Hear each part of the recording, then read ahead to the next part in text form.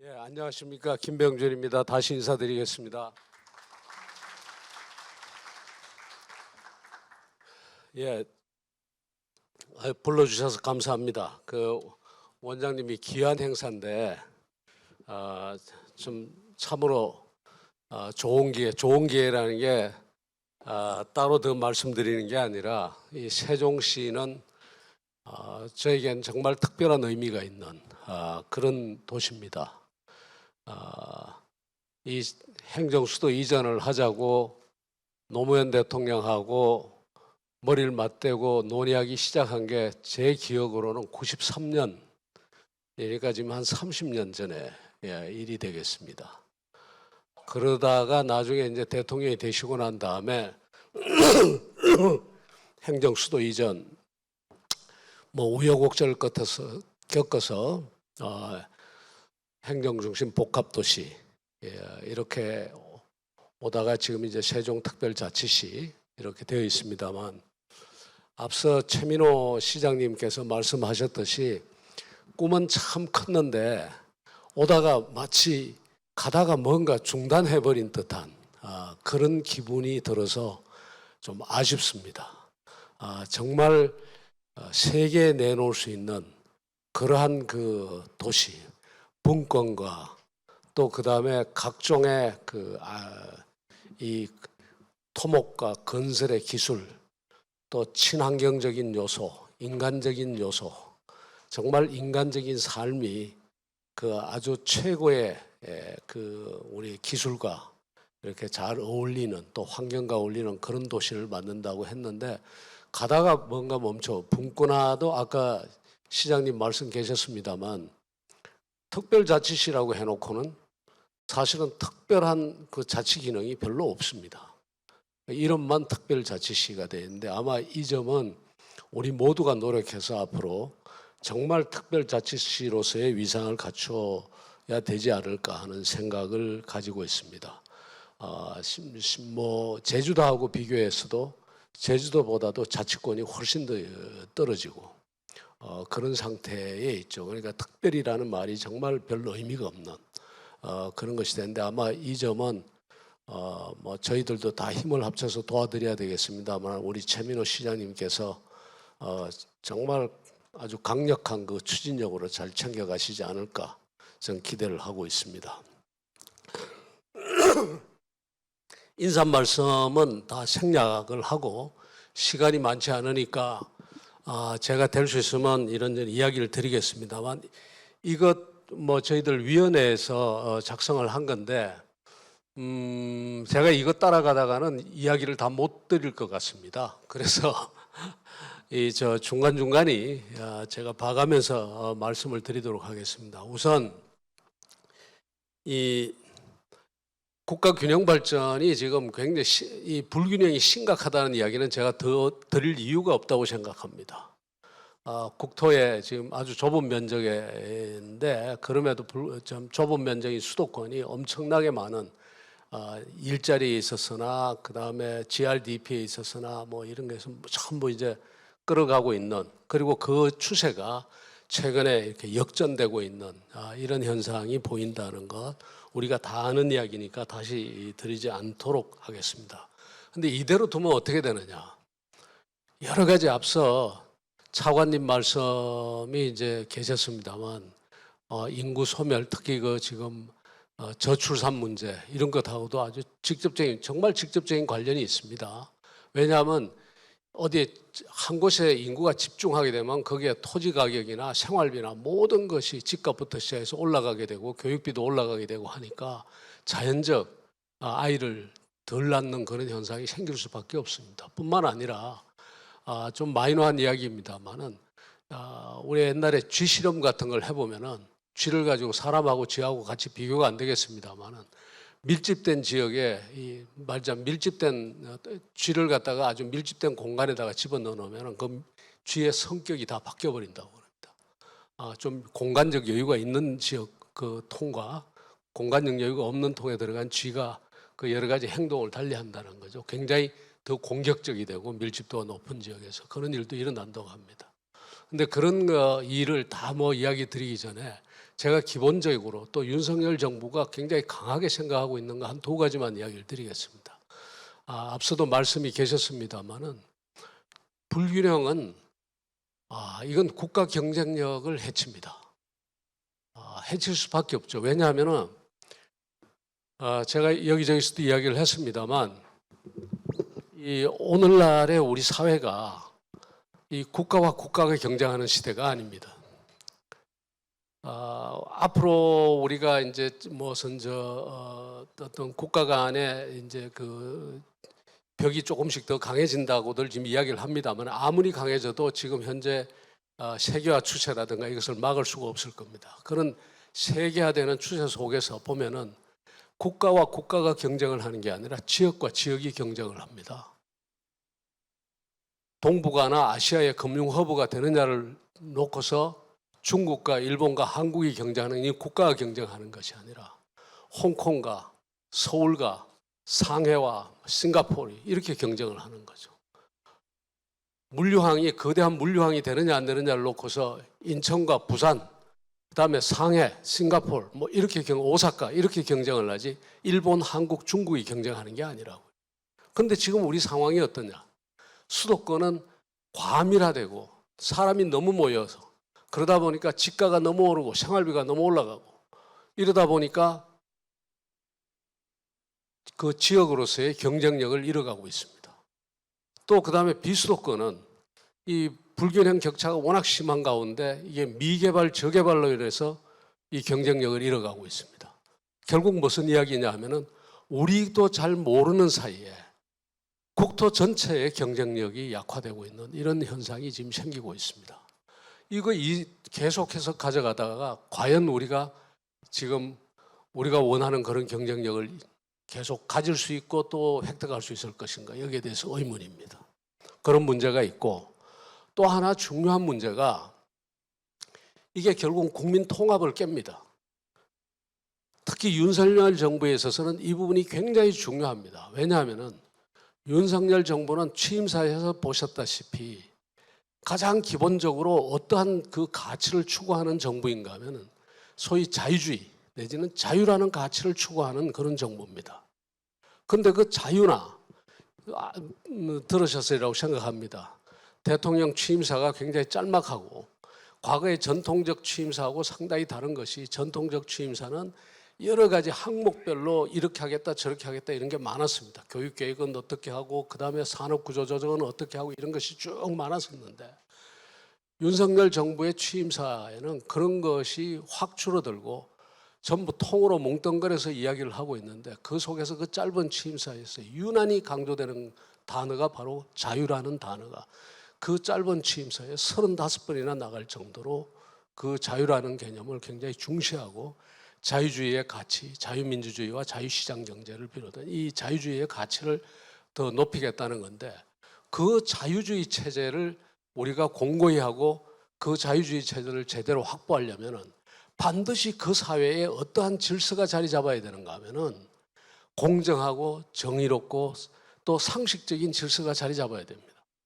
자유주의가 어떨 때 위협받고 어떨 때 전복되는가 하면 그 사회의 균형적인 질서가 무너졌을 때 아니면 분배적인 분배나 배분의 정의가 무너졌을 때 이럴 때 그 억울한 사람들은 그 자유주의 체제를 억울하니까 더 이상 그 자유주의 체제를 받아들이지 않으려고 하고 들고 일어나게 돼 있죠. 사회주의 혁명이나 공산주의 혁명이 다 그래서 일어나는 겁니다.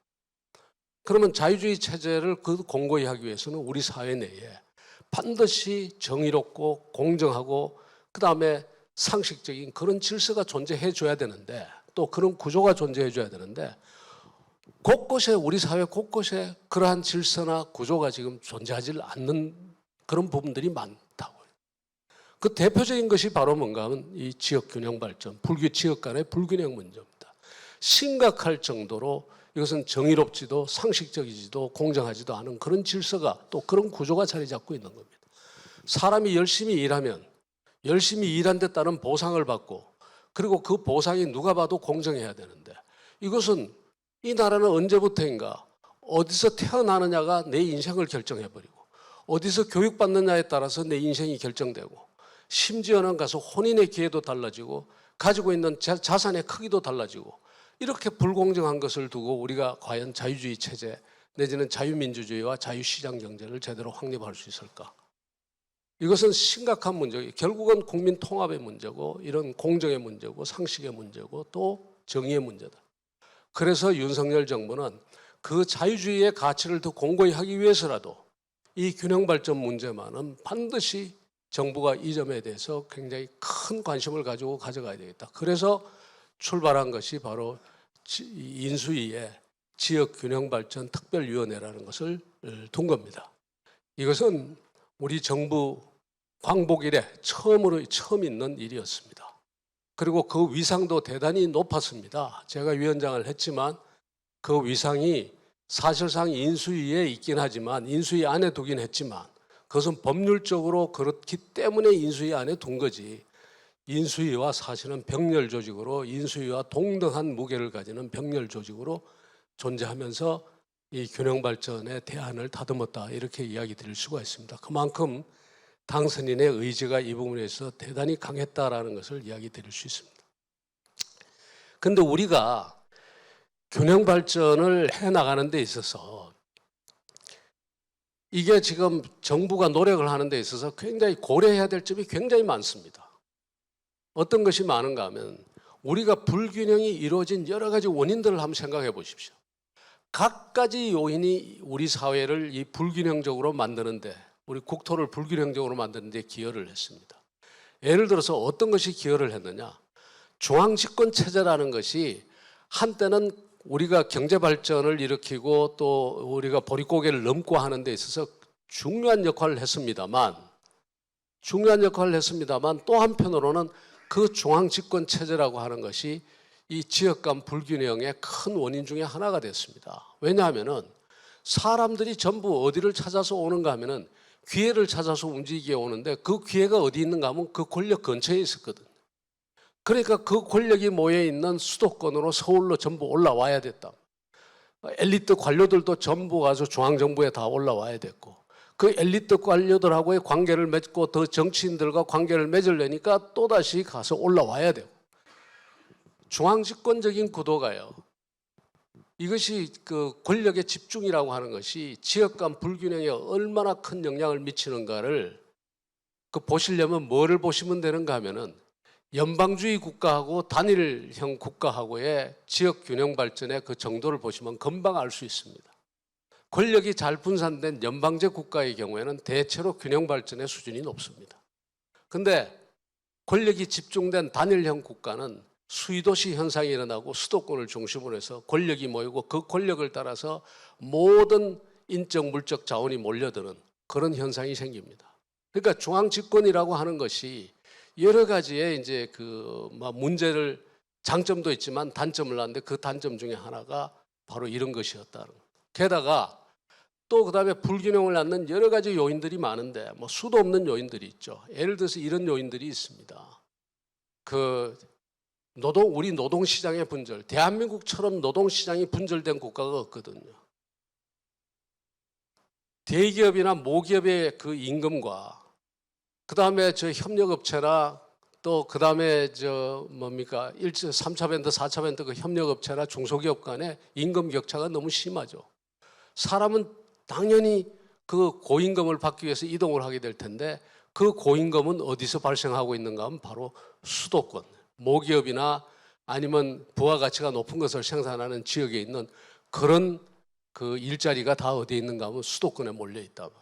그걸로 다 지금 몰려가고, 지방에서는 사람을 구할 수 없는 이제 그런 상황이 되고, 지방에 가고 싶어도 사람이 없어서 못 가는 이제 이런 현상이 생겨버리는 겁니다.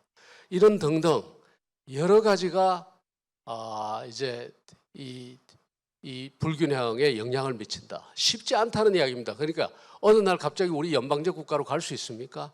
어느 날 갑자기 우리가 노동시장의 분절화를 부술 수 있습니까? 거기다 또 하나 있습니다. 굉장히 불균형을 촉진시키는 것 중에 하나가 토지의 소유 구조입니다. 토지의 소유 구조가 사회주의 국가처럼 국공유지가 많은 그런 나라는 비교적 균형 발전이 잘 됩니다. 근데 우리처럼 토지가 거의 개인화돼 가지고 이 전부 프라이빗타이즈 돼 가지고 개인이 다 소유하고 있는 곳에서는 개인이 그 토지를 어떻게 하든지 토지를 가지고 소위 말하는 사용 가치보다는 교환 가치를 높이고 시장에 내놓으면 더 높은 가격을 받을 수 있는 쪽으로의 개발을 계속 추진하는 과정에서 어떤 일이 생기는가 하면은 이게 지금 사람이 몰려드는 지역에 사람이 더 많이 몰려드는 그런 문화시설이나 상업시설 이런 것을 계속 집어넣게 되고 그것이 결국 또 불균형을 초래하는 겁니다. 굉장히 어려운 많은 원인과 우리가 해결하기 힘든 그런 원인이 있다는 것을 제가 이야기를 드리고 싶은데요. 제가 강조해서 드리고 싶은 지금 이 순간에 강조해서 드리고 싶은 그 원인 중에 하나를 지금 제가 또 이야기 드리고 싶습니다. 이거는 우리가 생각하기에 따라서 고칠 수 있는 부분이거든요. 그게 뭔가 하면 지역 균형 발전을 하자라는 것도 그런 이제 우리가 국가가 그런 결정을 내려야 되고 그럼 어떤 식으로 균형 발전을 하고 어떻게 하면 그 균형 발전에 이제 정책을 입안해서 이제 우리가 추진을 해야 되는데 이게 이제 정말 어려운 것이 힘의 논리에 의해서 어느 쪽이 힘이 세냐는 겁니다. 비수도권의 이해관계를 반영하는 사람의 힘이 세냐 아니면 수도권을 더 키우고 수도권 쪽에 뭔가 더 좋은 시설과 더 좋은 학교와 이런 것을 더 넣어야 된다고 생각하는 사람이 힘이 더 세죠. 모든 사람에게 물으면은 지역 균형 발전이 대단히 중요하다고 하지만 개별적으로는 전부 자기 이익을 추구하는 과정에서 어떤 일이 생겨버리는가 하면은 수도권에 있는 사람들이 혹은 수도권의 이해관계를 가진 사람들이 더 큰 힘을 행사하게 되어버리는 겁니다. 자 보십시오. 국회의원 숫자만 하더라도 지금 어떻게 됐느냐. 국회의원 숫자만 하더라도 비수도권 국회의원보다도 지금 수도권 출신 국회의원의 수가 더 많아져 버렸습니다. 그렇죠? 많아져 버렸거든요. 누구까지 포함하면 그러냐 하면 비례대표 의원들이 대체로 수도권 의원들이거든요. 수도권 출신들. 비례대표 의원들이 더 많아졌어요. 그 다음에 고위 관료들. 여기 지금 차관님도 계십니다만 고위 관료들은 어떠냐. 옛날에 우리 세대만 해도요. 우리 세대가 중앙부처에서 과장하고 국장하고 뭐 이렇게 됐을 때는 그래도 그 사람들은 어떤 사람들이 많았는가 하면 그래도 지방에서 태어나가지고 지방에서 부모님 두고 지방에서 태어나서 추석 되고 설이고 되면 그 고향에도 한번 가보고 그러면서 고향의 피폐함도 보고 인구가 줄어드는 것도 느끼고 이런 사람들이 더 많았습니다. 지금은 중앙부처의 과장 국장급들이 이미 어떤 사람들이 과장 국장이 되는가 하면 지방하고는 전혀 관계없이 수도권에서 태어나서 수도권에서 교육받고 수도권에서 행정고시하고 무슨 사법고시 해가지고 공무원 된 사람들 이런 사람들이 대다수가 지금 중앙부처의 주요 보직을 다 차지하고 있습니다. 말하자면 그 불균형에 대한 문제나 그 다음에 지방에 대한 문제에 대해서 과거의 선배들에 비해서 훨씬 이 생각에 그 뭐라 그럴까요? 철저함이라고 그럴까? 아니면 그 긴장감이라 그럴까? 이런 것이 떨어진다는 이야기입니다. 결국 무슨 이야기인가 하면요. 우리 이대로 두면은 의사결정 체제 자체가 이미 한쪽으로 기울어져 있기 때문에 앞서 말한 그런 어려운 요인들이 있는 것에 더해서 국가 의사결정 체제까지도 한쪽으로 편향돼 버리니까 이건 안 된다는 거예요. 그래서 이건 누가 필요하냐? 강력한 국가의 통치자, 최고 권력자나 아니면 국가의 최고 지도자나 또 그다음에 국가 지도자들의 그야말로 강력한 의지가 필요한 부분이 바로 이겁니다. 그래서 보십시오. 노무현 대통령 때 균형 발전을 세게 추진을 했죠. 세게 추진을 했는데 가다가 다 멈춰버렸습니다. 세종시도 가다가 멈춰버렸고 제주특별자치도도 가다가 멈춰버렸거든요. 왜 멈춰버리는가 하면 그 지도자가 뒤로 물러서버리는 그 순간부터 문을 닫아버린 겁니다. 그리고 다시 한번 지금 기회가 왔습니다. 다시 한번 윤석열 정부가 윤석열 대통령이 그 원인이 무엇이든 우리가 다 이야기하기 전에 일단 지금 뭔가 하면은 강력한 의지로 이 지역균형 발전을 추진하겠다는 겁니다. 그리고 이것이 더 이상 미룰 수 없는 사안이고 이것은 대통령이 강력한 의지를 실어주지 않으면은 이것은 갈 수 없다는 것까지도 감을 잡고 인수위 때부터 이렇게 지역균형 발전을 우리가 추진하는 겁니다. 그런데 지금 이제 이 지역균형 발전을 추진하는데 이 추진하는 방법이 좀 달라야 된다. 기존에 해오던 거하고는 뭔가 좀 달라져야지 된다라고 생각합니다. 그 달라져야 된다는 것이 아까 세 가지 약속으로 이제 여러분들이 말씀해 주셨습니다만, 우선 첫 번째로 지역 주도형으로 지역 주도 내지는 지방 주도로 가야 되겠다는 겁니다. 중앙 정부가 일을 안 하겠다는 이야기가 아닙니다.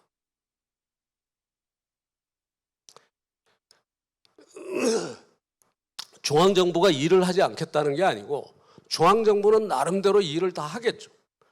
공항을 놓고 철도를 건설하고 도로를 정비하고 다 하겠지만, 그러나 기본적으로 이 지역 균형 발전의 중요한 그 주체가 시도를 중심으로 한 지방 정부와 그 지역 사회가 주도를 할 수 있도록 해야 되겠다는 것이 가장 기본적인 그 프레임입니다.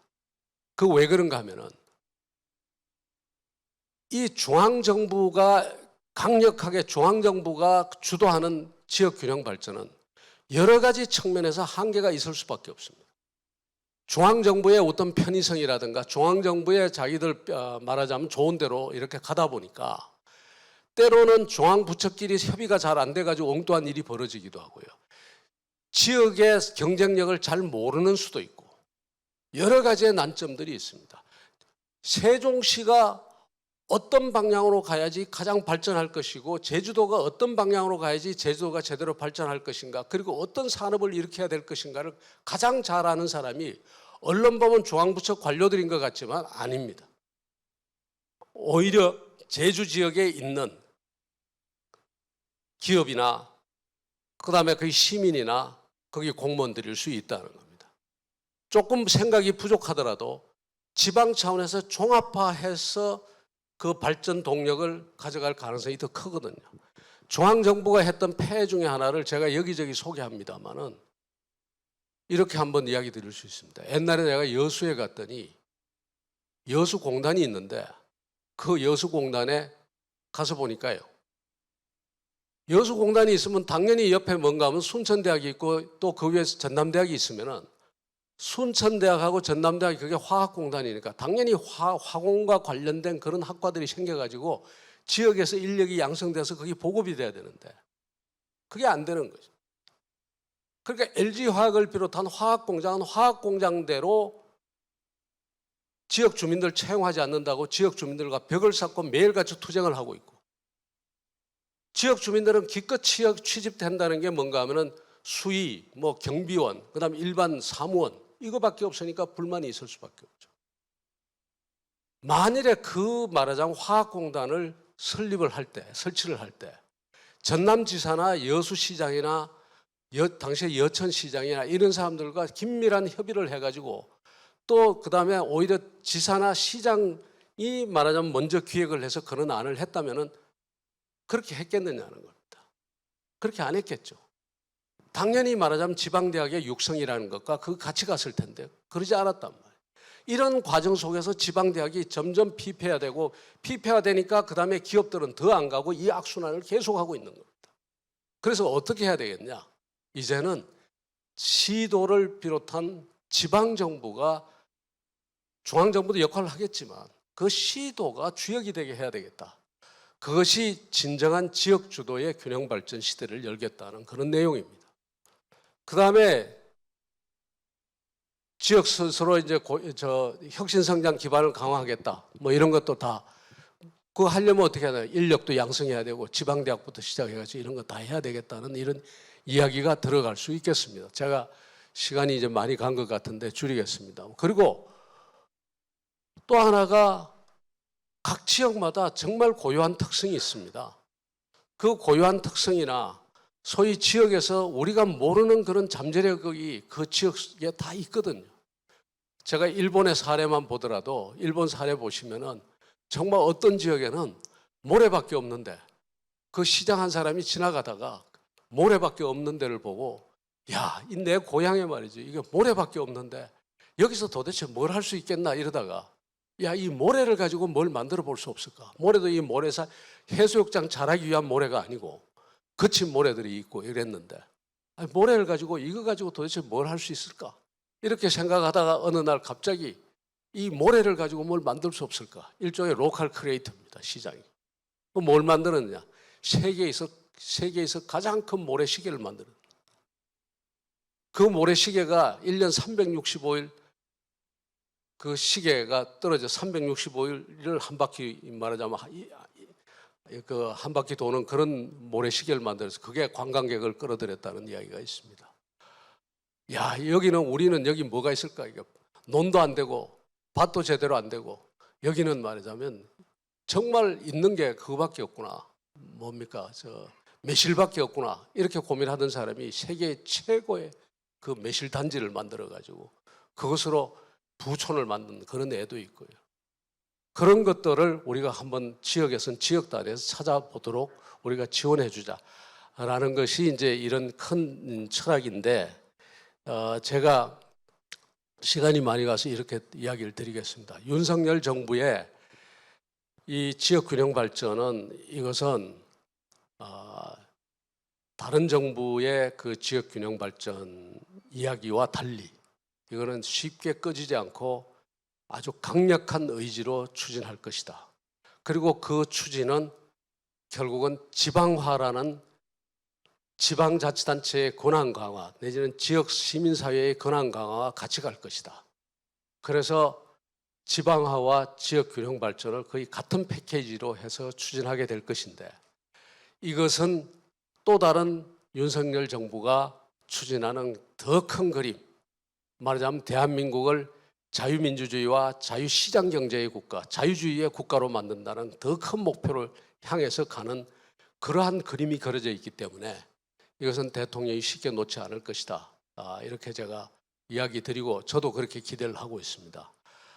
최근에 이제 마지막으로 제가 드리고 싶은 거는 이 균형 발전이 하루라도 빨리 지금 추진이 돼야 되는데, 지금 위원회 구성부터가 우리 그 인수위 때 여기 지역균형발전위원 하시는 분들이 오늘 발제도 하고 토론도 하고 하시겠습니다만은, 지금 위원회 구성이 조금 느려지고 있습니다. 이제 인수위 이후에 아마 조만간 재정비가 될 것이다라고 제가 이제 이야기를 드릴 수 있고요. 지금 이제 진행이 되지 않고 있는 게 아니라 진행이 되고 있다. 이렇게 믿어주시면 되고요. 또 그 다음에 앞서 말씀드린 것처럼 이것은 지방화와 함께 가는 그런 구도로 가고, 물론 이제 저는 제가 뭐 공직을 맡지 않겠다고 했으니까 여기서 한 발 비껴나 있겠습니다만은, 그러나 뭐 열과 성을 다할 생각입니다. 이 균형 발전과 관련해서는 다해서 지켜보고 할 텐데, 대통령 말씀이 그렇습니다. 이 지역 균형 발전 회의나 지역 균형 발전과 관련된 기구는 대통령이 정말 손에 쥐고 가고 싶다. 손에 쥐고 가고 싶다는 이야기는 늘 옆에 두고 늘 그 위원들하고 같이 이야기를 하면서 진짜로 한번 만들어 보고 싶다는 거예요. 그래서 윤석열 정부의 모토나 큰 방향이 어디 있는가 하면 균형 발전과 지방화에 있다고 거듭거듭 지금 이야기를 하고 있는 겁니다. 손에 쥐고 갔으면 좋겠다. 오히려 위원수를 많이 하는 것보다도, 또 많이 있더라도 회의할 때마다 이 소수의 위원들하고 또 바로 국무위원들하고 같이 앉아서 바로 결정하고 또 바로 추진하고 하는 그런 형태로 가겠다라고 하는데요. 아마 역대 다른 정부하고 다를 것이다. 그리고 그 프로젝트를 추진하는 과정에서 큰 원칙들을 지켜나갈 겁니다. 지금 앞에 말씀드린 저는 3가지 약속들을 지켜나갈 것이고, 또 그다음에 하는 방법도 좀 다를 겁니다. 제가 꼭 이야기를 드려야 되겠는데, 이 시장 친화적인 방법을 많이 동원할 겁니다. 과거의 중앙정부 일변도로 막 가서 중앙정부가 공단 설치하고 뭐 하고 이랬지만, 지금 그런 게 아니고 지금은 지역 주도로서 올라올 거고, 그다음에 지역 주도로서 가장 대표적인 게 뭔가 하면 이렇게 이야기 드리면 제일 좋을 것 같습니다. 기회발전 특구를 우리가 이제 추진을 하려고 하는데, 그 기회발전 특구가 되면은 2가지 큰 혜택이 있습니다. 하나는 세제 혜택이 갑니다. 법인세, 양도세, 뭐 상속 정려 이런 세제 혜택이 가게 돼 있고, 가게 돼 있을 뿐만 아니라 그 기회발전 특구가 어떤 산업을 할 것이냐에 따라서 시도지사가 규제 완화를 요청하면은 되도록이면은 중앙정부가 들어주는 방향으로 규제 완화를 해간다. 그러니까 지역 사회 내지는 지방으로서는 굉장히 중요한 프로젝트가 됩니다. 그 기회발전 특구를. 그 기회발전 특구를 누가 디자인하느냐? 누가 디자인하는가 하면 시도지사가 디자인을 해보라는 겁니다. 디자인한다는 것은 무슨 이야기인가 하면은 뭐까지 해야 되는가 하면은 어떤 산업을 가지고 기회발전 특구를 할 건지, 또 그다음에 그 기회발전 특구가 유치가 되면은 그 설치가 되면은 인력은 어떻게 공급할 건지, 인력 공급까지 계획까지 지방정부가 다 짜서 오라는 겁니다. 중앙정부 쳐다보고 있지 말고. 그러면서 한편으로는 가면 세제 혜택을 가지고 뭘 하는가? 기업과 자본이 스스로 찾아서 들어갈 수 있도록 해주겠다. 지금까지 중앙정부가 대체로 보면은 권력으로 했습니다. 우리가 행정부처 내려가라, 세종시로. 그 다음에 공기업들 지방으로 내려가라, 이런 정도로 했는데 그게 아니라 이런 세제 혜택을 해서 시장 친화적인 방법으로 기업들이 스스로 오도록 해주고, 그 다음에 시도가 인력 양성까지 다 계획을 해가지고 그 인력 공급 계획을 짜서 기업을 유치할 수 있도록 이렇게 해주겠다는 거예요. 그게 기회발전 특구고요. 그 다음에 교육도 우리가 교육자유특구는 제가 꼭 하나, 이 세종이니까 특별히 더 이야기를 드리고 싶습니다만, 교육자유특구를 하는데 이 교육자유특구는 그야말로 자유주의의 원칙이 그대로 살아 있습니다. 뭔가 하면은 교육자유특구 안에서는 뭐가 없어지는가 하면은 사실상 교육부가 없어지는 거나 마찬가지입니다. 이때까지 학교를 설립하려면 교육부가 학교 설립해서 학교 인가를 받고, 그 다음에 학교로서 인정을 받고, 또 그 교육부의 지원을 받으려면 교사도 누가 정하는 교사를 써야 되는가 하면 교육부가 정하는 교사, 국가가 자격을 부여한 교사, 이런 사람을 써야 되죠. 미국에서 학위를 하고 미국에서 얼마나 공부를 많이 하고 인격적으로 얼마나 수양을 했던 교사 자격증이 없으면 교사가 될 수가 없습니다. 우리 사회에 지금 수많은 사람들이 공부를 많이 하고, 그리고 고등학교, 중고등학교에 가서 가르치고 싶은 사람들도 많고, 인격자로서 그런 사람들이 많아도 그 사람들은 학부모나 학교 교장 선생님 밑에다 쓸 수가 없어요. 왜? 교육부가 교사 자격증을 안 줬기 때문에. 못 주면 교사 자격증은 못 쓰죠. 뿐만 아니라 무슨 과목을 몇 시간 가르칠 것인가도 교육부가 다 정해줍니다. 국어 몇 시간, 산수 몇 시간 다 정해줘. 그런데 한편으로 생각해 보면 이러죠. 교육부가 그럴 만한 자격이 있고 그럴 만한 역량이 있나? 정말로 우리가 미래 인력 수요가 어디서 발생하는지를 알고 정말 교사는 교육부가 자격을 부여한 사람만 교사가 되는 것이 과연 맞은가? 오히려 부모들이 알아서 채용하면 안 된가? 학교 운영위원회에서 채용하면 안 되나요? 우리가 한번 질문해 볼 필요가 있거든요. 그 교육자유특, 이게 바로 자유주의 정신인데, 교육자유특구 안에는 뭘 허용해 주겠다는가 하면 바로 이런 것을 허용해 주겠다는 거예요. 예를 들어서 세종시가 교육자유특별구역이 됐다고 한번 생각을 해보죠.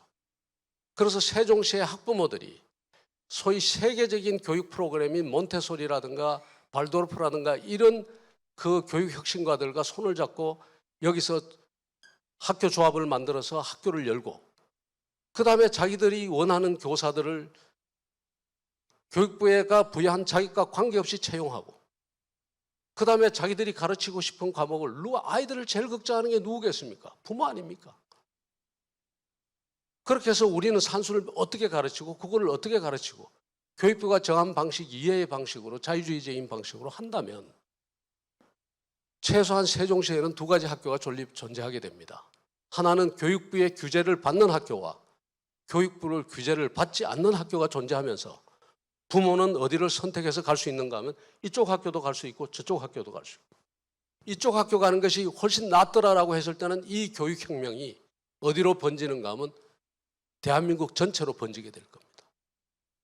이것이 말하자면 결국은 뭐까지 바꾸는가 하면 대한민국의 교육의 틀을 바꾸게 될 것이고 대한민국 인력 양성의 틀을 바꾸게 될 것이고, 그런 혁신이 어디서부터 일어나야 되는가 하면 바로 지방에서부터 일어나가지고 그 지방에서 일어난 것이 전국을 때려줄 때 그때서야 우리 국가가 제대로 된다 말이죠.